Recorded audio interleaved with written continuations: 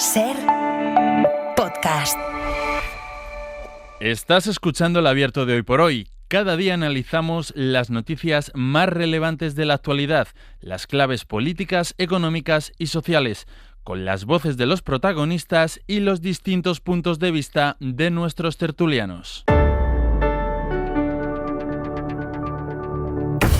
Tiempo para el análisis, tiempo para el abierto en esta fría mañana de viernes. Muchísimo cuidado, piden precaución y que nadie haga traslados, nadie se mueva si no es estrictamente necesario, sobre todo en el noroeste de la península. Ya saben que han suspendido las clases en buena parte de Galicia porque la nieve va a caer en cotas bajas y esta borrasca se va a ir desplazando hacia el centro, es decir que muchísima precaución en las próximas horas. Saludamos a los analistas de esta mañana. Nacho Corredor, ¿qué tal? Muy buenos días. Muy buenos días, buen día. Lourdes Pérez, buenos días. Egunon, muy buenos días. Ignasi Guardans, muy buenos días. Muy buenos días. Vamos a empezar por algo de lo que hemos estado pendiente en las primeras horas de esta mañana, era si se retomaba o no se retomaba el servicio de Rodalies en Cataluña. Ayer, a última hora, algún tren ya se puso en funcionamiento, pero prácticamente de manera testimonial. No fue hasta que después de que los maquinistas, los técnicos, gente de Renfe revisaran el entramado de las vías de las cercanías en Cataluña. Finalmente, a partir de primera hora de esta mañana, han empezado a funcionar todos los trenes de Rodalies. En la estación de Sants sigue Pol Valero. Pol, buen día. Buen día, sí, se ha reanudado el servicio, pero lo que contábamos, todavía no hay el bullicio habitual en Sants. Circulan menos trenes y también hay menos pasajeros, en verdad, porque muchos están escarmentados de estos 2 días de podríamos decir, desengaños, sobre todo ayer, y en viernes ya terminando la semana no se han querido arriesgar. Si ayer les funcionó el autobús, a pesar del anuncio de que se reanudaba el servicio, se han mantenido con los transportes alternativos. Aquí hay relativa calma comparado con lo que sería un día laborable habitual en Sants. Eso sí, la imagen es totalmente distinta a la de ayer. Ayer explicábamos que el vestíbulo de Rodalies estaba completamente cerrado, accesos en rojo, pantallas en negro. Hoy, a la mañana, ha empezado también con las pantallas en negro, pero como un poco de esperanza han ido apareciendo en cuentagotas trenes hasta que se han llenado y ahora pues veo 9 o 10 anunciados para los próximos minutos. Recordemos que toda esta crisis viene derivada del plantón de ayer de los maquinistas, 4 horas de reunión entre la Generalitat, Renfe y los sindicatos. Ayer se plantaron porque no querían circular hasta tener más garantías de seguridad y ser ellos en persona quien las comprobaran. Adif había emitido un informe, una carta, pero ellos querían verlo de primera mano y lo que han hecho durante la tarde de ayer y la noche de hoy, equipos de mantenimiento acompañados por maquinistas, ha sido revisar las 13 líneas de Rodalies que hay en Cataluña. Han comprobado que no hubiera árboles que pudieran quedar demasiado cerca o zonas con riesgo de desprendimientos. Se han encontrado, acaba de hablar el portavoz de Renfe en Cataluña, Antonio Carmona, nos ha contado que en 2 puntos sí que se han encontrado incidencias, en un punto de la R1 y la R4, por esto estas 2 líneas ahora mismo circulan con reducción de servicios, solo 2 servicios por hora y por sentido, pero el resto poco a poco están recuperando la normalidad. Ha hecho una comparación que me ha parecido muy gráfica. Antonio Carmona ha dicho, es como si nos hubiéramos roto los ligamentos de la rodilla, no podemos empezar a correr rápido el día siguiente, esto irá poco a poco. Pues poco a poco, pero empiezan a funcionar. Pol, gracias.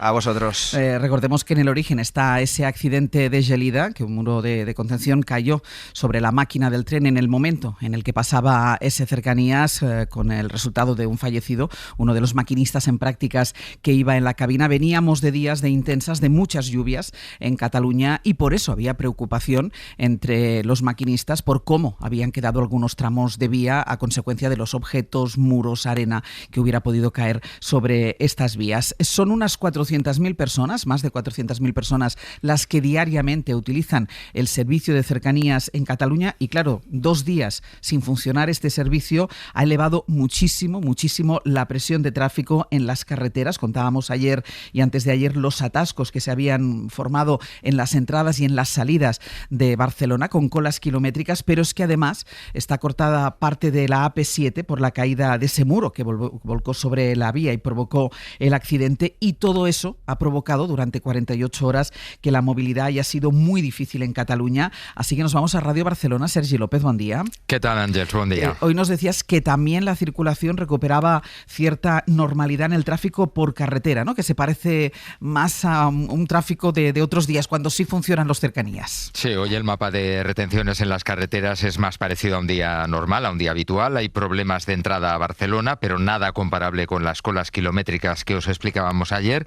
Sí que hay una vía que está cargando con el tráfico, que no se puede desplazar por la A7, que tal como decías está cortada en sentido sur. Es la C32, la autopista que viene por la costa y que cubre un trayecto parecido al de la P7, que ayer llegó a doblar, la C32, el tráfico de un día normal. Hoy también tiene más vehículos de los habituales. También se notan más complicaciones que otros días todavía en las rondas de circunvalación de Barcelona. Y por otra parte, hoy se ha reforzado el servicio de autobuses interurbanos. Como decía Paul Valero hace un momento, han ido muy cargados a primera hora, probablemente mucho más que los trenes. Ahora esos ciudadanos que iban en los autobuses interurbanos, una vez han llegado a la ciudad de Barcelona, se han distribuido en la red de autobuses y en el metro y ahora van más llenos que otros días. Sergi, gracias. A ti. No se fiaba nadie, a pesar de que ayer por la noche salió la noticia de que los trenes se iban a poner en funcionamiento. Esta mañana ha habido muchos pasajeros, lo contaba Paul y ahora lo ratificaba Sergi, que no se fiaban de que acabaran de funcionar, porque ayer por la mañana vivimos el mismo episodio. Se anunció desde la Generalitat que ayer sí funcionarían y se encontraron los pasajeros con que no podían acceder a los trenes de cercanías. Y una última cosa sobre el estado de las infraestructuras, después iremos a todo lo que tiene que ver con el accidente de tren de Adamuz, pero una última cosa que nos lleva a Córdoba. Álvaro Guerrero, buenos días. Hola de nuevo, Ángels. Porque ahí está cortada un tramo de la vía de media distancia Córdoba-Jaén por la caída también de un muro de contención. Sí, la incidencia se da en el tramo Córdoba-Linares-Baeza. La circulación ha quedado interrumpida a las 4 menos 10 de la madrugada aproximadamente. A la caída de ese muro de contención se suma un problema de acumulación de agua en la vía en el tramo entre Villa del Río y Montoro. Es una conexión clave entre Córdoba y Jaén para la que a esta hora no existe todavía una previsión de cuándo estará solventada la incidencia. Álvaro, gracias. A vosotros. Hacemos una pausa y vamos con la última hora de Adamuz.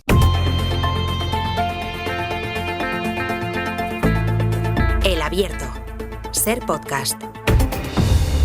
En el Abierto, Nacho Corredor, Lourdes Pérez e Ignasi Guardans. Lo contábamos a las 8. La SER ha podido hablar con un maquinista de Renfe que pasó por el lugar del accidente 40 minutos antes de que ocurriera. Es cierto que él pasó por la vía de la Albia, para que nos entendamos, no por la vía por la que descarriló el Irio, pero dice que ni en ese momento, cuando pasó por el otro lado, notó nada extraño por el tramo de Adamuz, ni lo había notado. Es maquinista que cubre la ruta entre Madrid y Andalucía en ambos sentidos y asegura que estamos ante un accidente imposible de prever, pero que sí que manda un aviso. Nuestro compañero Edu Hernández, que cubre la información del sector ferroviario, ha sido quien ha hablado con él. Edu, ¿qué tal? Muy buenos días. ¿Qué tal, Ángel? Buenos días. ¿Qué es lo que te ha contado de lo que recuerda de la tarde del accidente? Pues mira, como bien dices, hemos hablado con Miguel Junquera, un maquinista de Renfe, que esa tarde estaba haciendo un servicio de alta velocidad entre Madrid y Andalucía. Para él, que sí que consigue llegar con su tren hasta Sevilla, fue una tarde normal hasta que se entera del accidente. Bueno, fue un viaje normal hasta Sevilla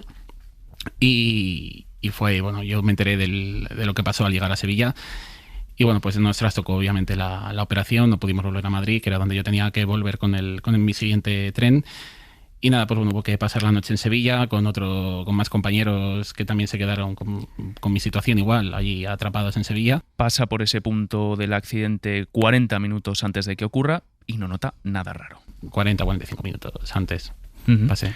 Yo bajaba por la del Albia. ¿Y tú viste o notaste algo extraño? Pasé con normalidad.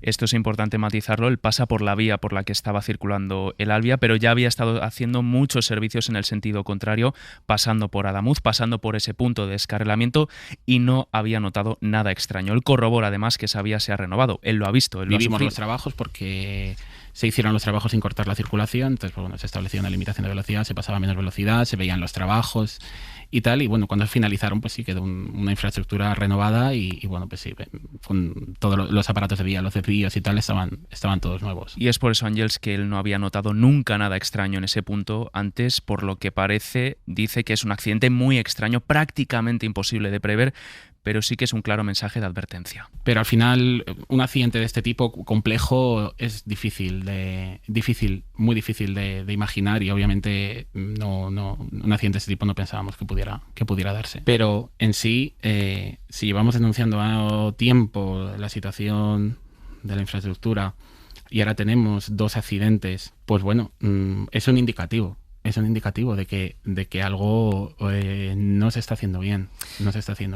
Claro, él dice que en este caso era difícil de prever, que es un accidente extraño, pero eso no quiere decir que ellos no lleven tiempo, y eso lo hemos contado desde el principio, los maquinistas denunciando el mal estado de algunos tramos de las vías. ¿Sobre esto qué te ha contado él? Pues es cierto que aunque Adamuz no estaba dando en principio problemas y acaba de ser renovado, Miguel sí que ha estado haciendo varias rutas de alta velocidad y ha notado que hay muchos puntos problemáticos. Bueno, la más conocida es la Madrid-Barcelona, la que más quejas está recibiendo, el tramo Córdoba-Málaga, Madrid-Barcelona, como decía, Madrid-Valencia también en bastantes puntos. Miguel, como maquinista, considera que falta inversión en mantenimiento, pese a que sabemos que el Gobierno está haciendo en este sentido un gran esfuerzo inversor. Pues en el momento que tenemos limitaciones de velocidad, y no lo digo por esta sede ahora, pero que tenemos limitaciones de velocidad que perduran en el tiempo, en el momento que vemos este deterioro que está habiendo en ciertas líneas en las que pues los trenes vibran más, en el momento que vemos pues eso, saturación en estaciones, en líneas. Sobre esas limitaciones de velocidad, eso de que hay un solo maquinista haciendo más de 20, Miguel nos ha explicado que no es solo un maquinista, son muchos maquinistas reportando y que ya llevan mucho tiempo haciéndolo. Ese maquinista, estoy convencido que cada día que pasa con su tren lo hace, y no solo lo hace él, lo hacen todos los maquinistas que se sienten... O sea, hay más maquinistas haciendo este tipo de cosas. Es que es muy surrealista. Y ahora, curiosamente, después del accidente de Adamuz, sí están aplicando esos procedimientos como deben. Cuando un maquinista reporta que hay un golpe... ¿No los estaban aplicando antes? Nosotros sabemos que muchos maquinistas se han quejado de situaciones en las que había golpes en la vía, en la que se notaban vibraciones y no se imponían ese tipo de limitaciones. Pues lo que no es normal es que se nos impongan limitaciones tan seguidas. No es normal porque no se ha hecho con anterioridad. Y una última cuestión sobre lo que hemos hablado con Miguel. Esa preocupación que puede haber o no de si el ferrocarril es seguro, evidentemente se la hemos trasladado, porque todos estos accidentes pueden llevar al oyente, pueden llevar al viajero a pensar, a generarle dudas a la hora de subirse al tren. Le escuchamos. Yo entiendo que un viajero pueda estar asustado ahora mismo con lo que está pasando. 2 accidentes de esta magnitud en el que hay víctimas mortales. O sea, si vemos el número de accidentes con víctimas mortales es reducido, la verdad. Que haya 2 tan seguidos. Yo considero que viajar en tren es seguro. Si comparamos estadísticas, por ejemplo, con tráfico, hay mucha más probabilidad de tener un accidente de coche que de tener cualquier tipo de incidencia en un tren. Te comentaba, Miguel, el tema de la inversión en mantenimiento el otro día. Hacíamos números sobre las inversiones. Él cree que es necesario inyectar más dinero, sobre todo en el mantenimiento, en la conservación de la infraestructura. Edu, has hecho una comparativa con otros países de Europa y aún estando en un nivel de inversión histórico, que esto es lo que contábamos el otro día, estamos casi un 60% por debajo de la media europea. Sí, el propio ministro Óscar Puente, a colación de una pregunta muy relacionada con el mantenimiento, comentó en la rueda de prensa del otro día, haciendo balance de este accidente, ese debate de si se invierte lo suficiente en mantenimiento. Es un debate lícito y al que está abierto. Bien, yo agradezco que se reconozca que el esfuerzo inversor ha crecido y admito que sea posible abrir un debate sobre si es más necesario incrementar la cantidad que se destina. Así que eso es lo que hemos hecho, ampliar ese debate y ese indicador a otros países de Europa. Aunque estamos en máximos de inversión, según los últimos datos de 2025, y ese esfuerzo ha crecido de forma considerable estos últimos años, un 54% desde 2018, hemos recopilado datos de Eurostat y el regulador independiente de ferrocarril. En Europa, la media de inversión en mantenimiento por kilómetro de ferrocarril en 2023, que es el último dato que tenemos, el último año que tenemos con datos homogéneos disponibles, era de unos 143.000 euros, mientras mientras que en España fue de 63.630 euros, es decir, estamos un 55% por debajo de la media. Superamos, eso sí, a Alemania, que tiene el doble de vía de tren que nosotros. Ellos gastan 46.000 euros por kilómetro y ahí sí que es más sonado y conocido los problemas ferroviarios que tienen con la Deutsche Bahn, los grandes retrasos de los operadores. También tenemos más o menos los mismos kilómetros de vía que Polonia y allí invierten 7.000 euros menos por kilómetro en mantenimiento. Francia, eso sí, nos supera con creces, 28.000 kilómetros de vía, estamos hablando de vías de alta velocidad y vías convencionales, hemos hecho un agregado de todo, y un gasto de más de 200.000 euros por kilómetro en mantenimiento. Claro, esto sí si nos comparamos con un país que tiene una gran infraestructura ferroviaria como nosotros, pero seguimos estando muy por debajo de otros países que incluso tienen menos kilómetros de vía. Sí, te voy a dar 3 datos rápidos, 3 países. Países Bajos tiene unos 3.000 kilómetros de vía e invierte 650.000 euros. Austria tiene unos 5.500 y pone casi 540.000 euros el kilómetro. Bélgica dispone de unos 3.600 kilómetros de vía e invierte más de 360.000 euros el kilómetro. Hay que hacer 2 matices, Ángels. No vale lo mismo un kilómetro de vía de un llano que en un túnel o en un tramo de montaña. Tampoco vale lo mismo aquí que en el resto de países, el instalar ese kilómetro de vía. Todos estos datos que te he dado, como decimos, son agregados de todos los tipos de redes ferroviarias. Pero voy a coger solo la alta velocidad, que es lo que está a debate ahora mismo. El coste por kilómetro en España, el coste instalado ponderado es de 17,70 euros, según un informe de INECO. En Países Bajos es de 89 euros, en Austria es de 54, en Alemania son 46 euros y en Francia son 26. Eso también hay que tenerlo en cuenta. Edu, gracias. Hasta luego. Cualquier novedad, aquí te espero. Bueno, para un momento aquí para el análisis, porque es verdad que el otro día cuando hablábamos de la inversión, destacábamos que ha sido con este gobierno donde se ha multiplicado la inversión en mantenimiento, la inversión en el trazado ferroviario de este país, un 54% desde 2018, pero es verdad que sigue faltando inversión y los números, comparado con el resto de países de Europa, lo demuestran. Sin querer vincular una cosa por la otra, y lo decía además el maquinista con el que ha hablado Edu, este ha sido un accidente muy extraño porque además se produce en un tramo de vía que había sido renovado. El propio maquinista decía, yo lo he visto porque yo paso por ahí, nos teníamos que desviar, ha sido renovado. Es difícil vincularlo a la inversión, pero sí es un debate y además me parece importante que cuando le preguntaron el otro día a Óscar Puente, él decía, es un debate y hay que estar abierto al debate y hay que afrontar este debate. Guardans. Bueno, está muy bien que hayas aportado esa información, ¿no? Porque efectivamente una cosa es hablar de crecimiento, el crecimiento está claro y es muy importante recordar eso en términos políticos, porque si ha habido este crecimiento espectacular es porque los gobiernos anteriores a este abandonaron el ferrocarril y abandonaron la inversión, y por tanto ahí hay un análisis político retroactivo grave sobre lo que hizo el PP, que ahora tanto se llena la boca, y lo que ha hecho este gobierno. Eso está claro. Pero a partir de ahí eso no significa que estemos en un nivel correcto, ¿no?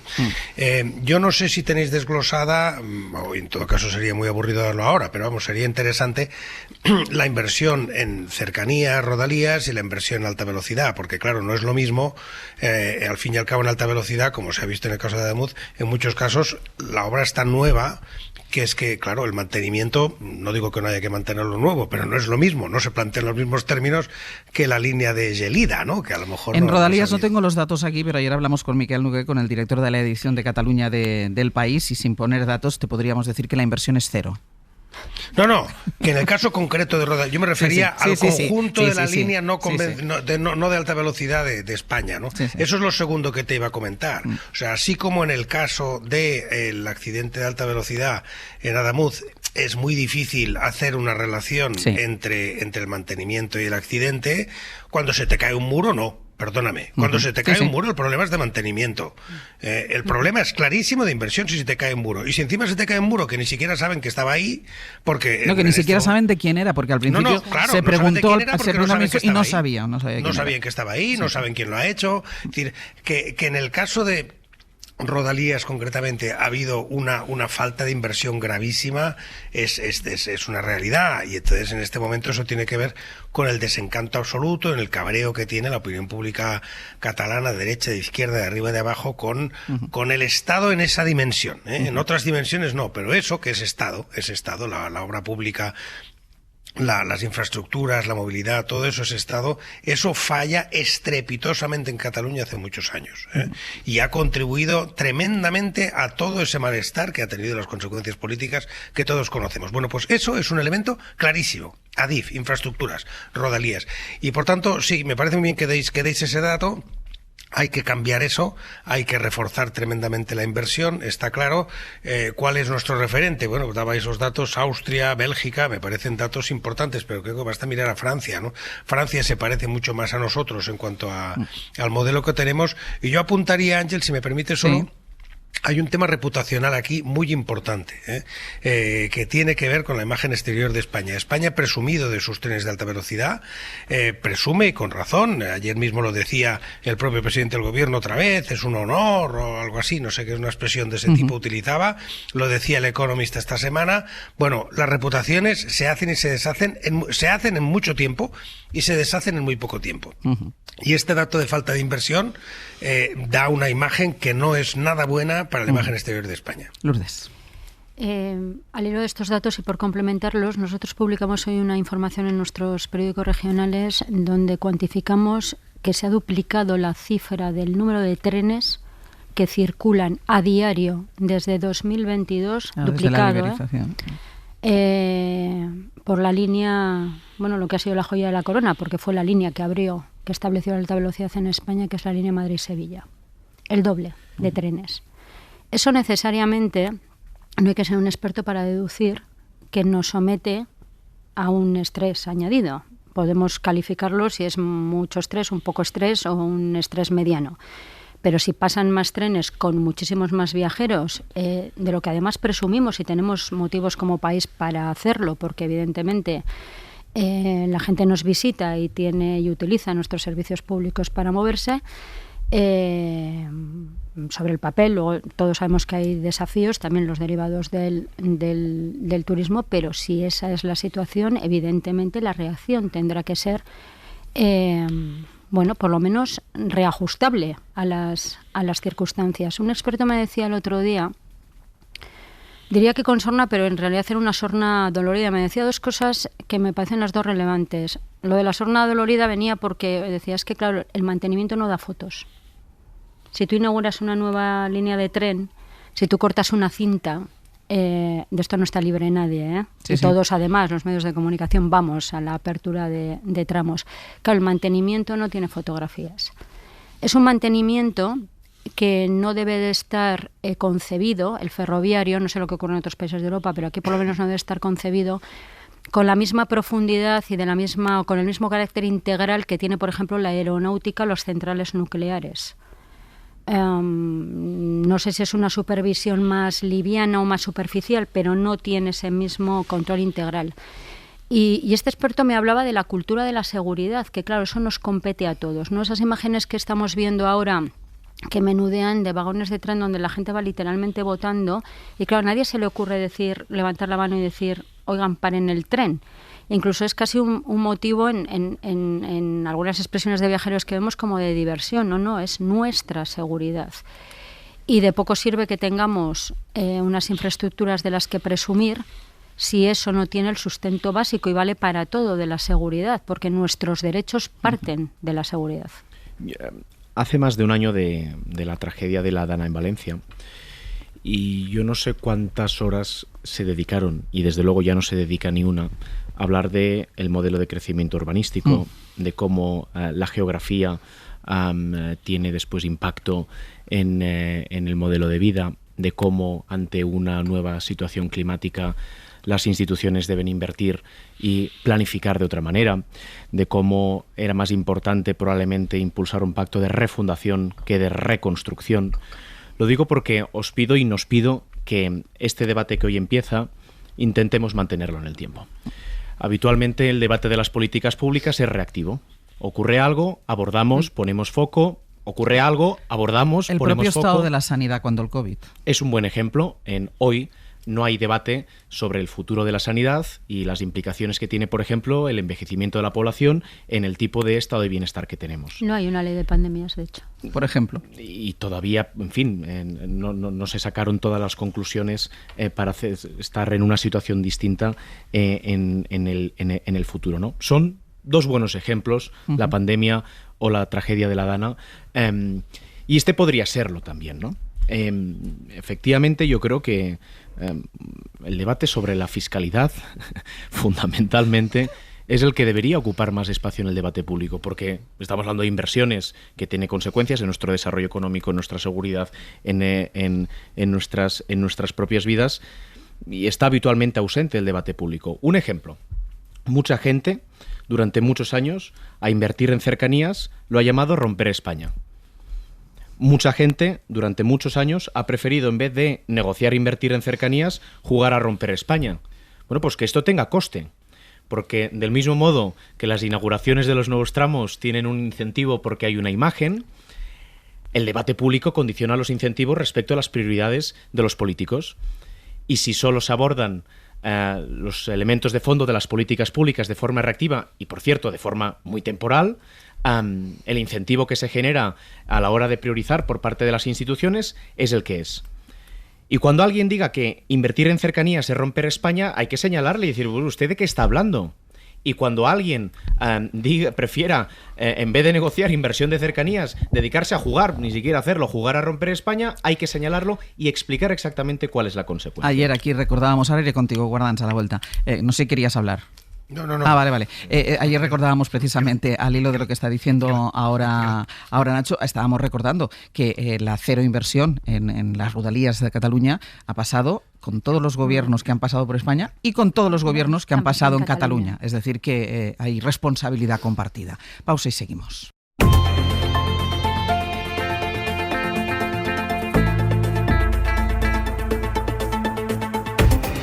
En el abierto, Nacho Corredor, Lourdes Pérez, Ignasi Guardans. Vamos con las reacciones políticas.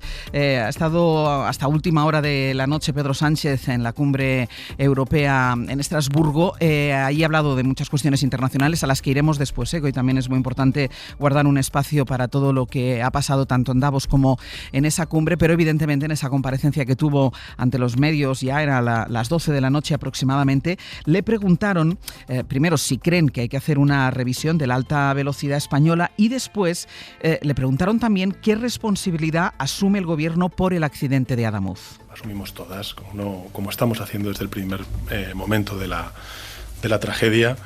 Creo que la alta velocidad en España es un orgullo para todo el país, es una prioridad para nuestro gobierno porque también mejora la forma de movernos, ¿no? Por España, ¿no? Evidentemente el daño es irreparable, pero las víctimas van a poder contar siempre con el gobierno ayudando en lo que haga falta y, por supuesto, como he dicho siempre, desde el primer minuto de esta crisis, de esta tragedia, vamos a responder como hemos respondido a cualquiera de las crisis que nos hemos enfrentado durante estos últimos 8 años, ¿no? Primero, con absoluta empatía hacia las víctimas. En segundo lugar, con absoluta transparencia. En tercer lugar, con cooperación entre instituciones, porque tenemos competencias repartidas y creo que es muy importante esa cooperación. Y finalmente con eficacia, porque también tenemos que restablecer esa confianza por parte de la ciudadanía en uno de los principales orgullos de nuestro país, que es la alta velocidad. Palabras del presidente del gobierno esta medianoche. Y luego está el Partido Popular, porque estamos asistiendo a una evolución del PP en este asunto, a cómo su posición se va dividiendo, se va fragmentando dentro del partido y se va alejando, un sector se va alejando del gobierno mientras intenta equilibrar ahí los dos frentes, tanto que parece realmente difícil encontrar una cierta armonía entre lo que el partido apoya en determinados lugares y lo que apoya en otros. David Junquera, buenos días. Hola, buenos días. Porque hay un primer PP, que es el PP de Andalucía, asistiendo, gestionando la catástrofe, el PP de Moreno Bonilla, que ha dejado claro varias veces que no quiere, que no va a confrontar con el gobierno. Es un PP que habla de lealtad y que habla de buena coordinación. Y luego hay otro PP, sobre todo el PP de Madrid, que ya se ha culpado al gobierno de las muertes. Uno también de diputados que por su cuenta introducen las variables de Ábalos y Koldo. Y finalmente Génova, la dirección, vamos a decir, que dice no querer ir a la pelea directa con el Ejecutivo, pero que poco a poco se va acercando a ella para no ofender a Díaz Ayuso y evidentemente para no perder espacio con Vox. Pues a pesar de todo esto que estás contando, según Esther Muñoz, esto son cosas nuestras. No ha habido ningún debate en el que nadie haya dicho nada de esta naturaleza. Y desde luego a mí me llaman muchas personas, presidentes autonómicos, diputados, hablo con mucha gente, nadie me ha trasladado nada similar. No ha habido ese tipo de debate. Para no haberlo, solo hay que ver la sucesión de declaraciones de las últimas horas, pero vamos a rebobinar incluso un poco más. El PP ha ido subiendo su termostato, la temperatura de las declaraciones poco a poco. Feijóo en Adamuz fue el primero en hablar y dijo esto. Que desde el primer instante se volcó todo el mundo, se pusieron todos los medios y en definitiva se ha acreditado una gran profesionalidad. Tras el accidente de Rodalíes, los cambios de velocidad en los AVE, un paso más. Queremos información. La información y la transparencia. Creo que es lo mínimo que se puede pedir en este momento. Y así llegamos a donde estamos ahora, la petición de comparecencia. Pedro Sánchez es el presidente del gobierno. Un gobierno que gestiona las vías férreas por donde ha habido 2 accidentes, con muchos muertos. Con un ministerio en el que ha tenido a ministros como Ábalos. Es el responsable de haber puesto a Óscar Puente. Pedro Sánchez tiene que venir a dar explicaciones. De momento nada de pedir ceses o acciones legales. Veremos qué hace en un rato Feijóo, que acaba de anunciar comparecencia a lo largo de esta mañana tras el fin del luto oficial. El caso es que esto es un plan medido de Génova para ir subiendo la presión poco a poco, sin desairar a las víctimas, sin caer en el navajeo político al que, por desgracia, estamos acostumbrados. Una tregua, un silencio respetuoso que quieren que dure al menos hasta que los fallecidos hayan sido velados por sus familias. Pero claro, en el PP también está ella. Lo que no puede ser es que impere la ley del silencio y del miedo a pedir responsabilidades o a querer saber qué ha sucedido. Fue soltar esto Ayuso en Onda Madrid y mirad lo que dijo Feijóo al rato en un acto de homenaje a Gregorio Ordóñez en Madrid y ante Ayuso. Porque ante la barbarie o ante la tragedia, el silencio nunca es respuesta. La respuesta es la verdad. La respuesta solo puede ser la verdad. Mensaje de esos que le gustan, que se puede interpretar en varios sentidos, y también suelto este otro. Hay demasiados que se comportan como niños, ocultando la realidad, eludiendo responsabilidades y buscando otros culpables a sus errores. Y ojo, que también habló de lo de Ayuso, otro varón que tiene mucho que decir en este tema del silencio, Juanma Moreno. Hace escasamente 3 horas que hemos extraído 2 cadáveres, 2 familias rotas, y que no entre yo en polémica. No soy una persona de polémica y mucho menos en un día como el de hoy, ¿no? Así pues, para disgusto de algunos, el PP sigue conteniéndose como puede, incluidos aquellos que niegan el debate, hacen el esfuerzo. Ayer Esther Muñoz las pasó canutas para no pedir el cese de Puente. Nadie cree que una persona como Óscar Puente hubiera debido ser ministro de España, pero en fin, lo ha sido. Pero después de todo lo que hemos conocido todos estos años de él, es evidente que el señor Óscar Puente ya hace mucho tiempo que no debiera haber sido ministro de España. Muñoz, que dice que Puente no habría tenido remilgos en llamar asesino a un ministro del PP si las cosas fueran al revés. La portavoz justifica las palabras de Ayuso y defiende que la presidenta, con eso del silencio, se estaba refiriendo a cierta izquierda mediática que confunde el respeto con el estar callado. Junquera, gracias. Gracias. Hasta luego. ¿Qué te parece lo que está haciendo el Partido Popular? Lourdes, vamos a ver si esta cautela, que de momento desde Génova se está imponiendo a pesar de algunas declaraciones ya de Feijóo, vamos a ver qué pasa en esa comparecencia de Feijóo después de la reunión de este gabinete de crisis, hacia qué lado se inclinan, si hacia el lado Moreno Bonilla o si hacia el lado Isabel Díaz Ayuso. Uno de los efectos más perniciosos, y quizás no nos percatamos de la polarización extrema en la que vive desde hace mucho tiempo el país, que sufre el país, es la pérdida de confianza de la ciudadanía en la certidumbre institucional. Y eso ante tragedias como la de Córdoba, que nos conmueve a todos, es una tragedia de país, son nuestros conciudadanos. A mí me gusta decir que mi idea del patriotismo no son las banderas, los himnos o las fronteras, es que lo que le pasa a mi vecino de al lado a mí me importa y a mí me interesa. Entonces, en ese terreno, el ir demoliendo los puentes de entendimiento hace que la ciudadanía, ante situaciones críticas donde necesita información, transparencia y toda la certidumbre posible, no sepa a qué atenerse. Y entonces, ¿qué suele hacer la gente en esos momentos? Se agarra a la convicción de su propia bandera. Y eso se está demostrando que no contribuye a encarar desafíos muy severos del país. Yo es lo que llamaría el esquinismo. Te espero en la esquina. Es decir, tú cargaste contra mí por la Dana y yo te puedo esperar a ti cuando llegue la siguiente, porque desgraciadamente de vez en cuando hay catástrofes, algunas provocadas y otras sobrevenidas que tenemos que encarar. Yo creo que eso hay que ponerle fin. Yo no consigo entender que el presidente del gobierno no haya descolgado el teléfono para llamar al líder de la oposición, porque además creo que es una responsabilidad del presidente del gobierno. O sea, esto te va en el cargo de la misma manera que a Juanma Moreno Bonilla le corresponden otras. Dicho esto, hay dos cargos políticos interpelados en esta crisis que están muy en el primer plano, que son el ministro Óscar Puente y Juanma Moreno.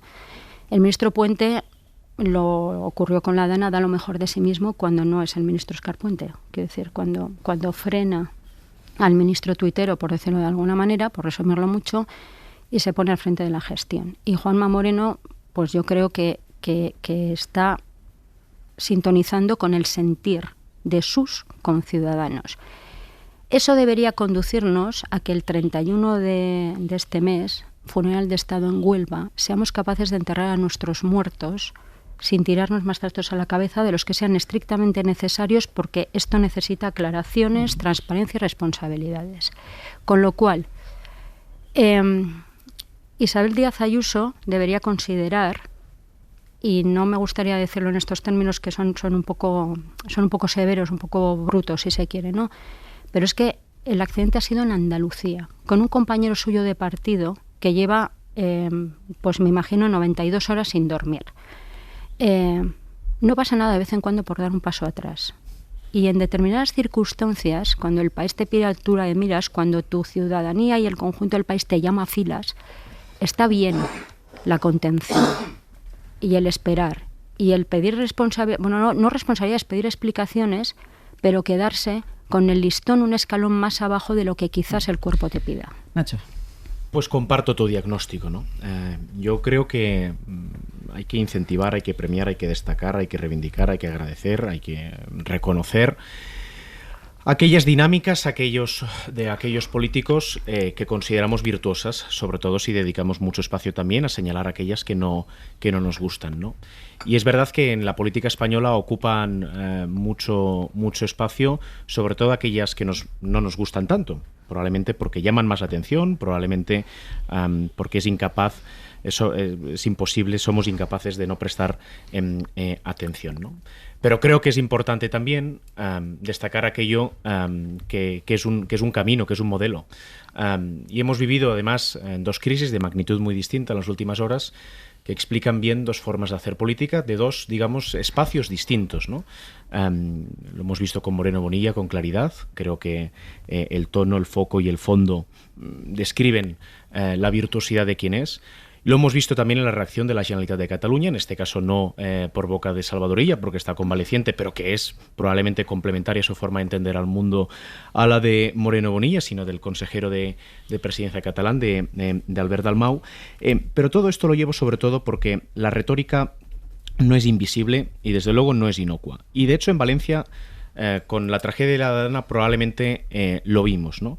La gestión de una crisis entre Protección Civil, la Guardia Civil, los servicios de emergencia, la policía local, la UME si fuera preciso, no es lo mismo en un contexto de lealtad institucional que en un contexto de una retórica incendiaria. No es lo mismo. Es decir, la polarización, la retórica incendiaria tiene consecuencias y en ocasiones tiene consecuencias incluso para literalmente la vida de las personas. Por tanto, cuando hay prácticas como pueden ser, en el caso de la política española, Moreno Bonilla o Salvador Illa, que consideramos virtuosas, creo que hay que dedicar espacio a incentivar, a premiar, a destacar, a reconocer, a reivindicar e incluso a agradecer.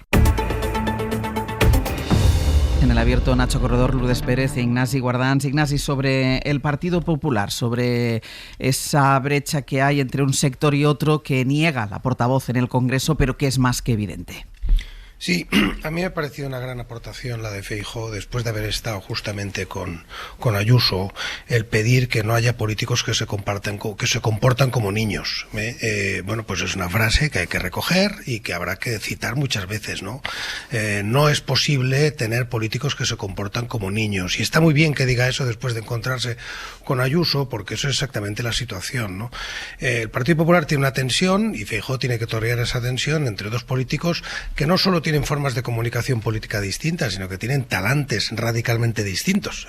En Madrid tiene una persona que necesita cámara a todas horas, que es pura espuma, pura vaciedad, pura superficialidad, pura vanidad, necesita ser la reina de todas las fiestas y necesita estar dando su rueda de prensa diaria para hacerse la protagonista de todo, ocurra donde ocurra, sea geopolítica, sea comercio mundial, sea la crisis con China, sea lo que sea, o sea, cualquier asunto tiene que estar ella dando su opinión y martilleando y siempre, por supuesto, insidiando, o sea, de forma insidiosa, de forma que deje caer y que tenga ese tono venenoso. Y se encuentra ahora, pues claro, con Moreno Bonilla, que ahora sí habla porque le toca de lleno, porque le toca en su propia jurisdicción, en su propia área de responsabilidad y en un tono y unas formas radicalmente distintas, con responsabilidad, con seriedad, con discreción, con el cansancio natural que tiene que tener. Y claro, eso es un choque total en el que el PP pues está decidiendo qué imagen quiere dar. Yo creo, y probablemente los oyentes también, que sabemos cuál es la imagen que más favorecería al PP de estas dos, si tiene que escoger. Lo que ocurre es que el poder está distribuido de otra manera y Ayuso tiene mucho poder y condiciona, y efectivamente Ayuso representa a Vox. Eso es una especie de portavoz de Vox dentro del PP, en el sentido de que representa su estilo, representa su tono, es la avanzadilla de lo que Vox opina en todo, y claro, y ahí está la tensión que tiene el PP. O sea que me parece mucho más que simbólico lo que está ocurriendo en el PP en este momento, porque se juega, en ejemplos así, se juega su identidad, su forma de hacer y lo que nos espera si un día llega al gobierno. Y en línea con algo que tú estabas diciendo, Ignasi, esto no es un tema ni principalmente ni desde luego solo de comunicación política. Esto es un tema de fondo, de proyecto político, de valores. Y probablemente hay quien en el PP esté muy centrado en la construcción de la identidad basada en la primera parte, en la del qué se comunica e incluso qué perchas se usan. Pero probablemente, y por eso es interesante Moreno Bonilla, lo que es importante es entender las acciones. Lo digo porque al hilo de otra de las polémicas que se ha intentado abrir y que tienen que ver mucho con el proyecto moral que quiera construir la derecha para los próximos años. Basta ir a una misa para entender que no es mejor cristiano el que pide hacer más misas, sino el que actúa como se dice en misa. Es decir, el que no tiene soberbia, el que no tiene ira, el que no miente, el que expresa su amor a los demás. Lo digo porque hay quien está intentando hacer una mezcolanza incluso en la construcción de la identidad con determinados elementos religiosos y probablemente son aquellos que menos están sobreactuando en esta línea. Por ejemplo, Moreno Bonilla, los que probablemente articulan un proyecto político que se acerca más al que la democracia cristiana ha querido desarrollar y ha desarrollado con éxito, por cierto, junto a los socialdemócratas en Europa los últimos años. Y en gran medida, el proyecto del futuro de la derecha está en el papel que tiene esta visión del mundo en el futuro. Y desde luego, desde esa perspectiva, no es lo mismo la visión de Moreno Bonilla que la visión de Isabel Díaz Ayuso. Representan proyectos distintos. De hecho, probablemente Moreno Bonilla y Salvador Illa tienen posturas más cercanas respecto a lo que significa la Unión Europea, respecto a lo que significa el Estado de Bienestar, su opinión respecto a Trump, de la que puedan tener incluso el propio Moreno Bonilla con Isabel Díaz Ayuso. Yo de todas maneras quizás tengo, procuro no incurrir en la ingenuidad, porque además en el periodismo sería casi un pecado capital, pero sí tengo la impresión ambiental de que hay una saturación en la ciudadanía del país con la bronca. En Madrid no estoy seguro, perdona, te corto solo, ojalá fuera así. Ojalá fuera así, me levantaría y te aplaudiría. Pero tengo la sensación de que en Madrid hay gente que este espectáculo le gusta el espectáculo. Pero cuánta gente. Y luego podemos hablar de cómo se traduce eso en las urnas, porque en Madrid hay factores. ¿Y cómo se refleja también en algunos medios de comunicación? Pero yo es que como vengo de un territorio donde vivimos situaciones atroces, quiero decir, yo tiendo, cada uno lo compara con lo que ha vivido, y entonces a mí lo de Madrid me parece. Sí, pero pesa. Digamos vamos, claro, me parece, el análisis sí, es importante. O sea, tienes toda la razón que fuera de Madrid me parece serio, pero a los que hemos vivido otras situaciones, pues bueno, pues esto nos parece que es más manejable, que lo dejo ahí, eso lo digo en términos de comparación. Pero decía que tengo la impresión de que la ciudadanía está saturada y que cuando tenemos 45 muertos, cuando 24 horas después encontramos que por la noche hay 2 accidentes que hubo la noche del martes, para los que tuvimos que cubrir, o sea, que nos pilló la información, que había informaciones confusas, había un hospital de campaña en Cataluña. Es severo, es severo lo que está ocurriendo, y como país y a todos nos interpela. Entonces creo que empieza a haber, o me parece, una saturación ambiental, y como además todos venimos también de donde venimos y de otros enfrentamientos y de otras gestiones, creo que los representantes políticos, institucionales, o al menos algunos, están midiendo mucho hasta dónde el PP no ha pedido ayer pidió la de Sánchez y un pleno, y va a forzar, además lo puede hacer, porque si tiene mayoría en el Congreso para hacerlo con el resto de los grupos, puede forzar un pleno extraordinario que quizás no lo tenga que forzar la oposición, quizás lo tenga que hacer directamente el presidente del Gobierno.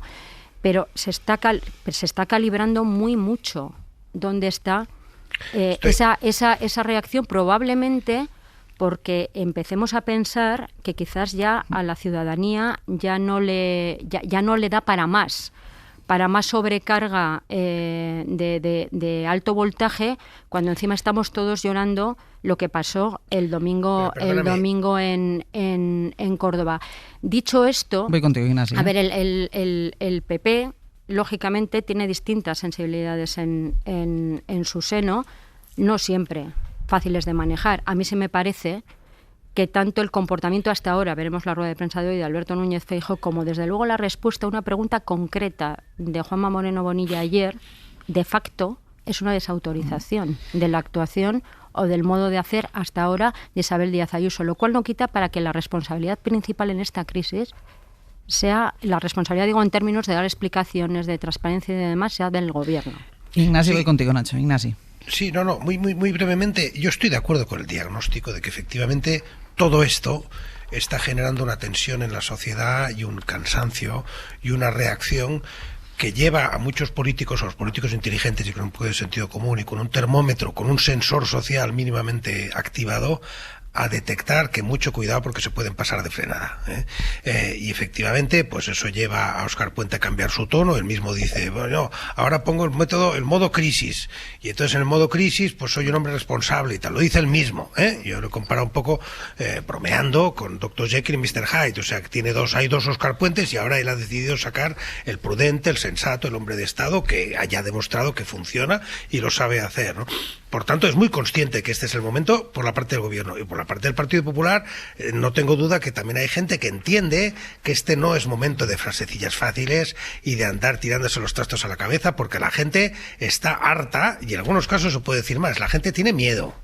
Hay gente con miedo que no lo debería tener. Las estadísticas de accidentes no dicen eso, pero efectivamente hay una sensación de libre, pero el miedo es libre, claro, y entonces eso se percibe, y dice, oye, pero que voy a coger un tren y aquí puede pasar cualquier cosa. Claro, eso, ya digo, no tiene fundamento, pero el miedo es libre. Entonces eso se percibe. Lo que ocurre es que en la capital del reino, como un pueblo de Asterix, pero al revés, hay una señora que no se ha enterado.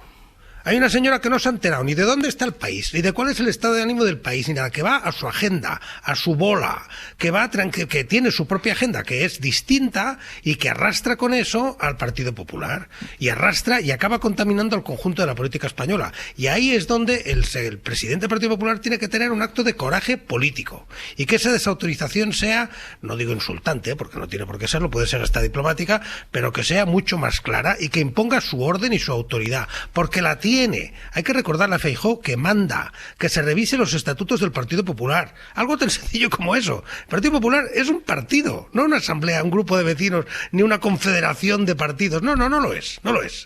Y por tanto Feijóo, si quiere poner orden, lo pone. Y aquí tiene toda la autoridad, toda la posibilidad, porque esto es un accidente y un problema que ha ocurrido en Andalucía, que afecta fundamentalmente a Andalucía, y por tanto basta con que diga que el portavoz del Partido Popular en este tema es Moreno Bonilla, y que los demás tienen que no sé, callarse no será la palabra que utilizará. Es decir, falta autoridad por parte de Feijóo, y en ese sentido, insisto, te doy toda la razón de que el país está en un estado de ánimo complicado y que hay que saber llevar, pero lo que ocurre es que hay una persona profundamente irresponsable, yo la he llamado infantiloide, y lo digo sin problema, es una expresión dura, pero la he utilizado más de una vez y no me importa repetirla, y vanidosa, y que lo que quiere es ser la reina de todas las salsas, y que eso hace daño al conjunto de la convivencia y le hace daño al Partido Popular. Bueno, el problema o el reto es que esta isla mesetaria, digamos, de la Comunidad de Madrid es desde la que irradia casi todo el contenido del debate público español, ¿no? Y aquí, sobre todo, tienen contamina todo. Sí, y aquí tienen un gran papel mitigador, tanto la prensa local y regional, que basta leer cualquier periódico de prensa local y regional para ver otro tono, o los medios con mucha capilaridad territorial, como es el caso de la radio, para poder tener una visión más amplia de lo que es el país, porque desde luego, y lo digo yo que trabajo en la Gran Vía de Madrid, si lo que irradia a la hora de interpretar España es lo que se interpreta desde la Gran Vía de Madrid, soy vecino vuestro, digamos, pues eso tiene consecuencias a la hora de interpretar en su conjunto qué es lo que ocurre. Yo cuando se habla del tema de la saturación, que, en fin, hilaría un elemento, un hilo conductor entre lo que dice Ignasi y lo que señalan Lourdes. Recuerdo una encuesta que Cluster 17 hizo el año pasado preguntando algo que para mí lo relevante no es la literalidad de la respuesta, ¿no? Cuando planteaban si usted quiere que el PP y el PSOE lleguen a más acuerdos, ¿no? Porque, entre otras cosas, digo que no es relevante la literalidad porque no sé exactamente en qué se concreta eso, pero el 70% de los españoles señalaba que sí, y salvo los votantes de Vox y Bildu, más de un 50% señalaban que sí.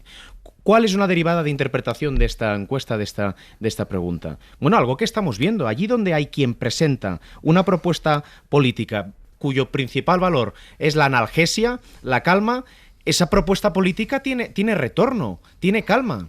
Aquí en el mundo económico durante mucho tiempo se ha discutido si es la demanda la que genera oferta o la oferta la que genera demanda, y yo estoy convencido cada vez más, y desde luego en lo que tiene que ver en las dinámicas de la política pública, que la oferta condiciona también la demanda. Y si tú propones, y tenemos ejemplos incluso en esta comunidad han pasado en términos históricos muy pocos años, en términos contemporáneos muchísimos, pero Ángel Gabilondo, su propuesta política era basada en el valor analgésico, pero cogiendo otra vez más el ejemplo catalano, el andaluz. Pues si es que, con la virtud que tiene el adjetivo que los voy a poner, el presidente de Cataluña y andaluz son dos tíos muy aburridos. Pero son dos tíos aburridos que todo el mundo le reconoce eso como una virtud, entre otras cosas como antítesis a la saturación, a la bronca, a la agresividad, que tiene consecuencias desde luego a la hora de articular políticas públicas. Cierro ya capítulo de política nacional porque empieza la campaña, oficialmente empezó anoche la campaña en Aragón, pero ya saben que todos los partidos, excepto Vox, no quisieron hacer los actos de arranque de campaña en señal de luto por el accidente de Adamuz, pero hoy sí, hoy digamos que ya se pone en marcha la carrera electoral allí en Aragón. Radio Zaragoza, Eva Pérez Sorribes, buenos días. ¿Qué tal? Buenos días. Y desde esta mañana estamos contando esa encuesta de 40DB para la serie El País. Es un sondeo que se parece muchísimo a la fotografía que han dejado las elecciones en Extremadura, donde recuerden que el Partido Popular sigue sin conseguir cerrar un pacto de gobierno con un Vox crecido, y eso va a ser la gran incógnita según la encuesta, Eva, porque le da una victoria clara pero insuficiente al Partido Popular, dispara también en Aragón a Vox, que casi dobla escaños, y refleja una caída del PSOE que no tendría ninguna opción de gobierno. Eso es, el PP ganaría, mejoraría ligeramente su resultado, pero tener un diputado más no le alcanza para conseguir esa mayoría absoluta que le permitiría evitar a Vox, y que fue la razón declarada de convocar estas elecciones. El PP subiría ese diputado, pero es que la ultraderecha casi doblaría los que tiene ahora, de 7 a 13, le da este sondeo. Y partidos tradicionales del centro-derecha aragonés, como el PAR, podrían incluso desaparecer del Parlamento. Tampoco le da la suma con Aragón existe al PP, y en la izquierda seguiría esa caída libre del PSOE de 23 a 19 escaños, pasaría Pilar Alegría rozando el mínimo histórico de los socialistas en Aragón. Nos decía hace un momento en Radio Zaragoza la socióloga responsable de 40DB, Belén Barreiro, que todo recuerda mucho a Extremadura, y ella lo extrapolaba a toda España. Efectivamente, se parece mucho la fotografía a lo que vimos en su momento en Extremadura, ¿no? Lo que está ocurriendo en España y en otros territorios es que se está produciendo una derechización, ¿no? Vemos ahí un dato que es la media ideológica, que estaría en el 5,2 sobre 10 en Aragón, que muestra pues una tendencia más a la derecha de la que encontrábamos en comicios anteriores, ¿no? Esto, Ángels, es muy evidente con la caída de la izquierda, porque Podemos podría incluso desaparecer en Aragón. Y aunque la alianza de Izquierda Unida con Sumar mantendría su diputado y Junta Aragonesista resiste, la suma de todos con el PSOE, 23 diputados, está muy por debajo de los 29 diputados que conseguiría el Partido Popular en solitario. Eva, gracias. Adiós. Quedan 2 semanas de campaña electoral, pero de momento la fotografía que deja esta encuesta es exactamente igual a la fotografía que dejó la encuesta y la realidad en Extremadura, con una diferencia, que esta es la primera vez que se presenta a unas autonómicas una ministra del gobierno de Pedro Sánchez. No es lo mismo el candidato Gallardo en Extremadura que la candidata Pilar Alegría en Aragón. Pero bueno, tendremos tiempo de hablar y de analizar las elecciones en Aragón, porque hoy sí quiero dedicar un espacio a todo lo que está sucediendo en el mundo, mientras nosotros estamos aquí con el tema del accidente, que es en lo que debemos estar, y en la situación de la red ferroviaria en España. Pero se ha movido mucho Donald Trump estos últimos días. Ayer regresó a Washington después de su polémico paso por el foro de Davos, en el que no solo ha mostrado que está cada vez más alejado de sus socios europeos, sino que también ha aprovechado este evento global para presentar al mundo su proyecto para reconstruir la franja de Gaza, mientras siguen allí los bombardeos. Enviado especial al foro de Davos, Jordi Fàbrega, habla de nuevo. ¿Qué tal? Buenos días. Jordi, el plan de Trump consiste en levantar en la franja cientos de rascacielos y convertir ese territorio arrasado por Israel en una especie de riviera abierta al libre comercio. Sí, fue una sorpresa para todos porque se había anunciado un acto para constituir esa Junta por la Paz que ha creado Donald Trump, que es verdad que tiene un reconocimiento de la ONU, pero solo para gestionar la situación en Gaza. Y de repente, al final del acto, el asesor y yerno de Trump, Jared Kushner, tomó la palabra para hablar del enorme potencial de la franja. Un potencial increíble, decía, mientras empezaban a aparecer imágenes en la pantalla de mapas, planos, recreaciones de la nueva Gaza que quieren construir, llenas de rascacielos, de parques. Él defendía que lo que quieren hacer es convertir la franja en un polo industrial y turístico. New Gaza, it could be a hope, it could be a destination, have a lot of industry and really be a place that the people there can thrive, have great employment. Y que van a conseguir el pleno empleo, decía. Todo esto con una imagen detrás que evoca más a Dubái o a Singapur que a los escombros que ahora mismo hay en la franja tras los ataques de Israel. Y mientras estaba presentando este plan para reconstruir Gaza, Donald Trump volvió a criticar a algunos de sus aliados por no invertir lo suficientemente en defensa. Llama la atención que el presidente de los Estados Unidos volviera a señalar particularmente a España por negarse a subir su gasto militar del 2% al 5% del PIB, Jordi, como han prometido hacer el resto de aliados de la OTAN. No venía a cuento porque estaba Trump presentando su Junta por la Paz y en medio del discurso volvía a reprochar a España que no suba más su gasto en defensa. Everybody but Spain. I don't know what's happening with Spain. Why would they not do that? They want a free ride, I guess, huh? Lo han hecho todos menos España. Parece que quieren estar gratis en la OTAN, decía Trump, que añadía que tendría que hablar con el gobierno. No es el único que lo ha dicho esta semana en Davos, porque el martes el secretario del Tesoro de Estados Unidos, Scott Bessent, también interrumpió a la presentadora de un evento cuando ella decía que la mayoría de los países habían subido el gasto en defensa. Many of them have already stepped up, like Poland. Everyone has except Spain. Todos menos España, aclaraba Bessent, lo que parece demostrar que en Estados Unidos tienen muy presente que España no ha atendido las peticiones de Trump en el incremento del gasto militar. Jordi, gracias. Gracias, buenos días. Pedro Sánchez respondía anoche desde Bruselas a esas críticas de Trump, a la falta de gasto militar. Dice el presidente del gobierno que España ha triplicado su inversión de defensa desde que él preside el gobierno, y ha añadido que no tenía ningún inconveniente en explicárselo a Donald Trump, si quiere, en persona. Bueno, ¿cuándo he tenido yo algún problema? Al contrario, siempre encantados. Encantado. Él se lo cuenta cuando Donald Trump quiera. Bueno, tras el paso del huracán Trump por Davos, Europa ha constatado que no puede seguir contando con él, con el presidente de los Estados Unidos, como socio fiable. Sus amenazas arancelarias, los insultos contra los que se oponen a su plan para anexionarse Groenlandia, dispararon las alertas en Bruselas. Se reunieron ayer los 27 de urgencia para estudiar cómo afrontar cuál tenía que ser la respuesta al desafío que supone el distanciamiento de Washington. Corresponsal comunitario Enrique García Pozo, buenos días. ¿Qué tal? Buenos días. Y al final lo que pasó es que la reunión acabó sin medidas concretas, pero sí con la sensación de que Europa está ante un punto de inflexión y de que debe actuar para garantizar su propia seguridad al margen de quien ocupe el despacho oval de la Casa Blanca. Sí, porque abordar las relaciones con Estados Unidos lleva inevitablemente al debate sobre la autonomía de la Unión Europea. Este es el reto inequívoco para los 27 y también la certeza después de constatar que las relaciones con Estados Unidos están ya en una nueva realidad.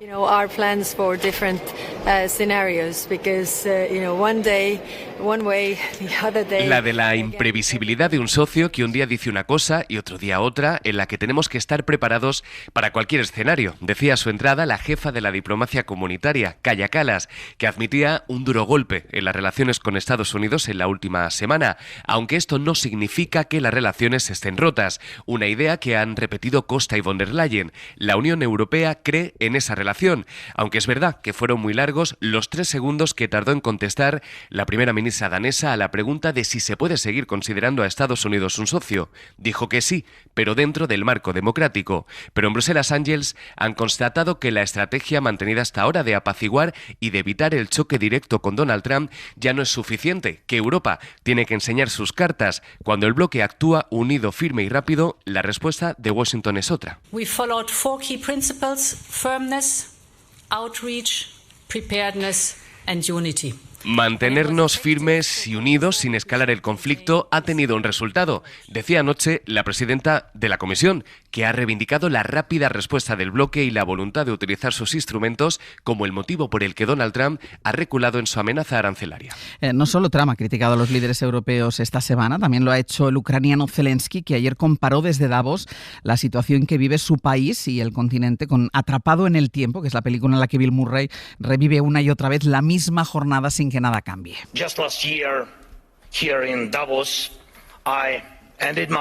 Hace un año, aquí en Davos, acabé mi discurso diciendo que Europa necesita saber cómo defenderse a sí misma.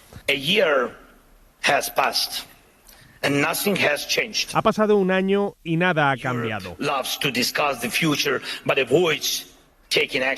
A Europa le encanta discutir sobre el futuro, pero evita actuar hoy, actuar para definir el futuro que tendremos. Ese es el problema.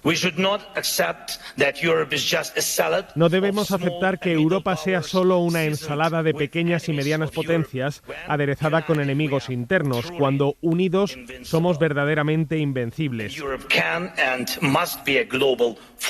Europa puede y debe ser una fuerza global. No una que reaccione tarde, sino una que defina el futuro.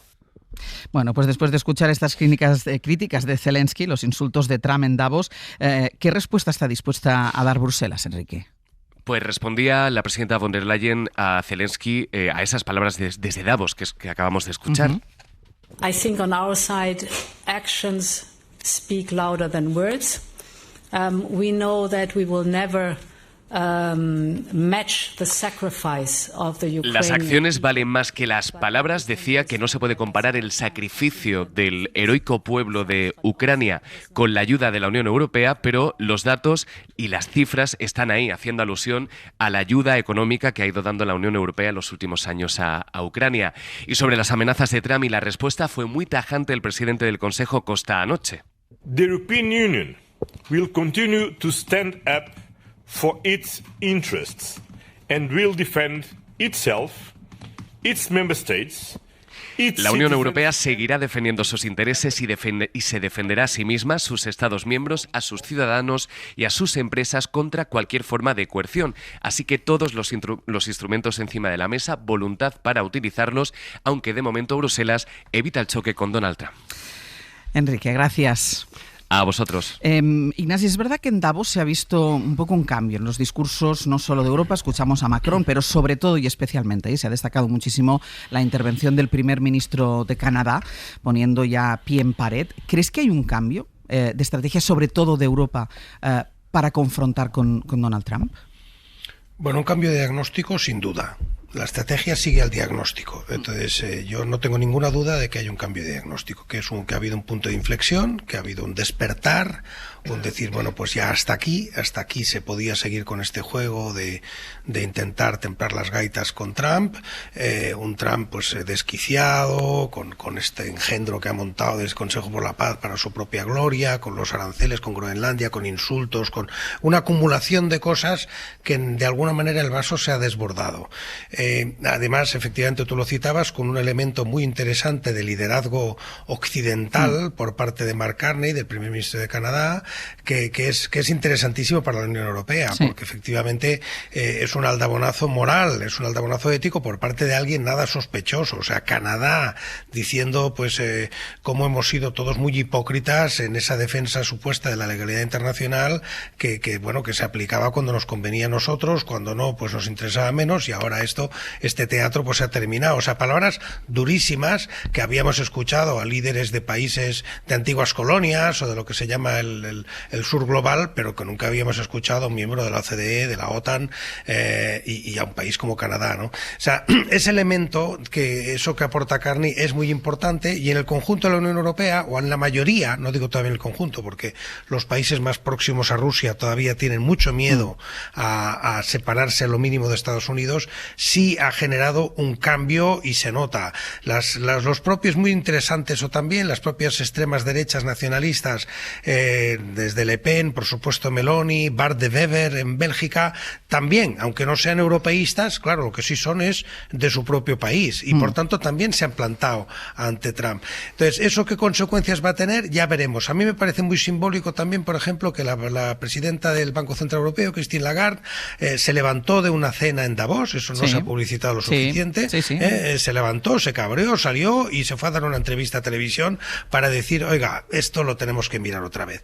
Claro, pues esos son el tipo de cambios que necesitamos. O sea, que cuando la presidenta del Banco Central se compromete, bueno, pues hay medidas, aquí hay varias sobre la mesa, que se pueden poner en marcha. A partir de ahí, pues vamos a ver, porque efectivamente hay mucho miedo, sigue habiendo mucho miedo a enfrentarse a Estados Unidos, porque se sabe, y eso, perdón, acabo con esto, sí se sabe que es muy difícil disparar a Estados Unidos sin que nos afecte a nosotros. Y eso es así. Y entonces cualquier cosa, cualquier medida de las que están sobre la mesa tendrá un efecto de retranca, o sea, como disparas un bazooka, pues te dislocas el hombro. O sea que es así. Y eso es lo que nos puede ocurrir, ¿no? Ojalá me equivoque, pero yo soy escéptica con lo que ha ocurrido en Davos. El discurso hemos ganado lo de Groenlandia, perdóname, escéptico se puede ser, pero... No, yo soy escéptica. Yo singularmente soy escéptica con Groenlandia.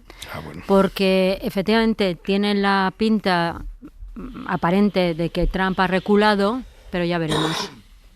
Porque no sabemos en qué se va a traducir eso, porque igual simplemente es un paso atrás para coger impulso. Y el problema es que esta Unión Europea da muy poca fiabilidad en términos de respuesta coordinada, de contundencia. O sea, me parece muy significativo que el discurso ante lo que está ocurriendo, más citado, al menos por lo que yo he podido ver en Davos de estos días, no proviene de un líder de la Unión Europea, proviene de Mark Carney, que no es una cuestión menor, es decir, es el primer ministro canadiense, pero no es alguien de nosotros. Y ese discurso demuestra que también las palabras son importantes para reaccionar, para galvanizar a las opiniones públicas frente a lo que está ocurriendo.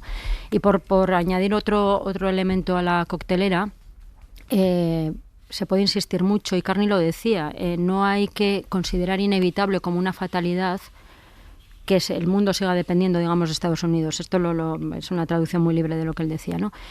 Porque puede haber otros focos paralelos que podemos trabajar, ni siquiera a gran escala, para intentar establecer contrapesos. ¿Qué está pasando con el acuerdo con Mercosur?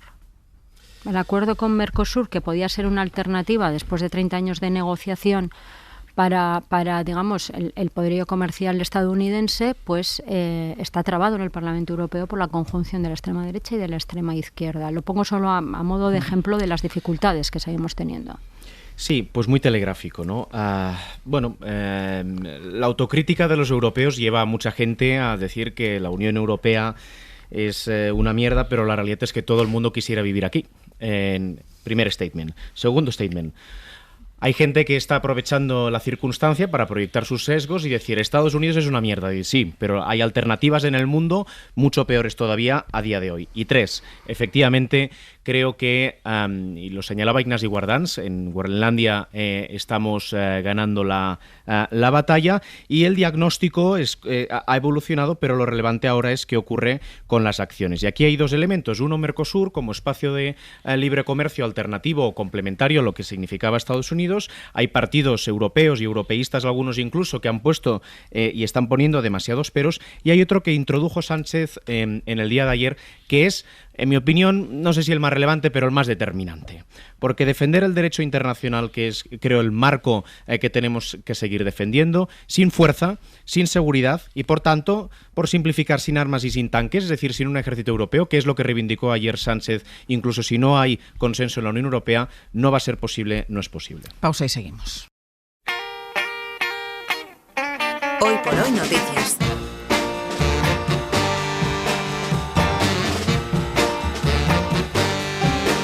Ser podcast. Don't you worry, baby, if your wishing well runs dry, if your train's all out of gravy and your ship's gone sailing by. Oh, trouble. Vamos a ir terminando ya el abierto. Sergio Castro, Pepe Rubio, buenos días. Muy buenos días. Bueno, a partir de ahora, ¿qué vamos a hacer? Bueno, no sé si el abierto sería el corazón revolucionario del mundo, podría serlo o no. Un poco revolucionarios son, ¿eh? Sí, podría todos ser. Bueno, estos. Bueno, lo que sí que es el corazón revolucionario del mundo es la novela con la que ganó el Tusquet Francisco Serrano, nuestro invitado de hoy, y que nos va a permitir durante una hora meternos dentro de una célula anticapitalista. Sí. Va a ser emocionante. Sí. Durante una hora a partir de las 10. Pero aquellos que quieran donar otros libros ya pueden llamar al 900 100 800. Todos los oyentes que le haya encantado un libro, que le parezca maravilloso, que quieren compartirlo y que lo lean el resto de los oyentes, ya pueden llamar al 900 100 800 para contarlo. Muy bien. Y a partir de las 11 historias musicales, con el joven Iñaki Pascualena y el veterano Fernando Neira, van a echar un vistazo a lo que han denominado el disco de la semana, el último trabajo de James Hunter Six, que está sonando. Eso es lo que está sonando. Está sonando. Su último trabajo es Off the Fence, fuera de la valla. Con algunos duetos, por ejemplo, con Van Morrison. Muy bien. Vale. Luego van a discutir en el debate sobre los Tiny Decks, que yo no sabía lo que eran, que es un formato. Sergio. No, bueno, ya no lo voy a comentar, pues hay alguno más en el mundo que no saben que es un formato radiofónico en YouTube. ¿Tú te das cuenta, Guardans, con quién trabajo yo? Pero qué cosa más tremenda, pero por favor, si es importantísimo. ¿Qué es? Ignacio, dale caña, vamos. ¿Qué es, Ignacio? Una maravilla de sacar a lo mejor de la música y ponerla ante unas cámaras efectivamente unplugged, ante una cámara, 2 o 3 cámaras muy sencillitas, y una unplugged así con lo más espontáneo. El último ha sido de Guitarrica de la Fuente. Me quito el cráneo. Vale. El último de Guitarrica de la Fuente, que no sé si lo habéis visto, pero es una maravilla. Tú no, Sergio, entiendo que no lo has visto. Vale. Búsquenlo porque es una auténtica maravilla cultural. Búsquenlo, y busquen también a las hermanas Iniesta, no las de Andrés Iniesta, sino Iniesta con ella, que vienen hoy a contarnos su último trabajo, 201. Van a tocar aquí en directo y van a hablarnos de este trabajo. Y acabaremos con 201, pero reproches de Aitor Albizua. ¿Ha llegado ya? Nuestro programa. Está que le arde la mano. Vale, pues todo esto a partir de ahora y hasta las 12:20, cuando nos iremos ya de fin de semana. Nacho Corredor, Lourdes Pérez, Ignasi Guardans, hasta la semana que viene. Un abrazo. Un placer. Adiós. Feliz fin de semana. Para no perderte ningún episodio, síguenos en la aplicación o la web de la SER, Podium Podcast o tu plataforma de audio favorita.